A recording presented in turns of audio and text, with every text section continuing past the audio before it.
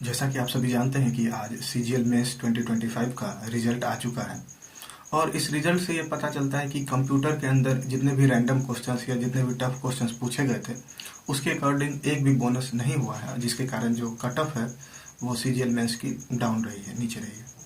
तो ऐसा 55% ऐसे लोग थे जिन्होंने कंप्यूटर जो है वो पास किया था और बाकी लोग जो हैं वो कंप्यूटर में फेल हो गए थे। और यही मेन रीज़न है कि जो इस बार का सीजीएल का जो कट ऑफ है वो बहुत नीचे रहा। और बहुत सारे लोग ऐसा एक्सपेक्ट कर रहे थे कि क्वेश्चन का जो लेवल था कंप्यूटर का वो क्वालिफाइंग ना होकर कुछ ज़्यादा ही टफ पूछा गया था। तो उस बेसिस पर अगर देखा जाए तो यहाँ पर सीजीएल ने एक भी मार्क्स नहीं दिया है।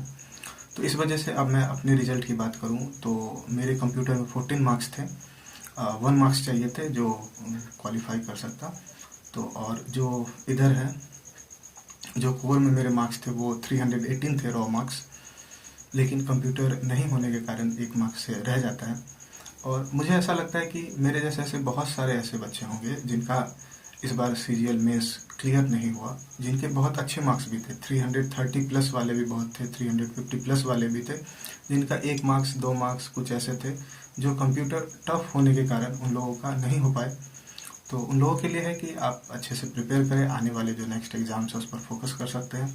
अभी सीजीएल 2026 का जो है नोटिफिकेशन भी बहुत जल्दी ही आ जाएगा, तो उसके ऊपर फोकस करें। इसी तरीके से जो मेरा एग्ज़ाम है, मेरे भी आने वाले एग्ज़ाम्स हैं जैसे CHSL मेंस है और स्टेट PCS का भी मेंस है।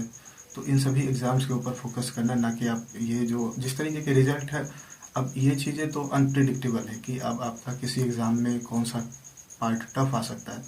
तो खुद से ही इस पर ध्यान रखना होगा कि अगर आप किसी एग्ज़ाम प्रिपरेशन कर रहे हैं तो वहाँ पर आप किसी भी एक पार्ट को छोड़कर नहीं जा सकते हैं। ये चीज़ आपको ध्यान रखना है कि हर एक पार्ट, चाहे कंप्यूटर क्वालिफाइंग ही क्यों ना हो या टाइपिंग ही क्यों ना हो, आपको हर चीज़ पर हर एक एस्पेक्ट जो एग्ज़ाम में पूछे जा रहे हैं उस चीज़ को कवर करके जाना है, किसी को भी हल्के में नहीं लेना है। ये एग्ज़ाम से ये हमें सीख मिलती है कि किसी भी चीज़ को, किसी भी आप जो चीज़ें हैं उसको आप हल्के में नहीं ले सकते हैं। तो उम्मीद है कि आप इन चीज़ों को समझेंगे और आगे एग्ज़ाम की ओर फोकस करेंगे।